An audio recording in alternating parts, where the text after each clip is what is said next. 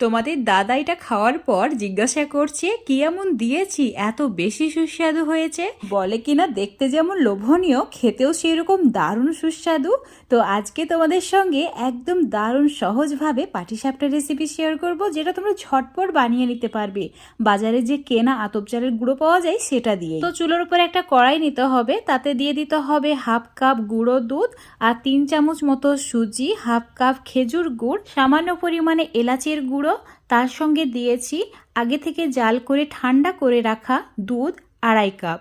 এখন সমস্ত কিছু ভালো করে মিশিয়ে নিতে হবে। চুলোটা অন করে একদম কন্টিনিউ নাড়াচাড়া করতে হবে। ঠিক একটু সময় পর এরকম ঘন হয়ে যাবে। চুলোটা এখন অফ করে অল্প একটু ঘি দিয়ে ভালো করে মিশিয়ে নিয়েছি। আমাদের এই মিশ্রণটা রেডি হয়ে গেছে, মানে দারুণ সুস্বাদু খিরসা একদম রেডি।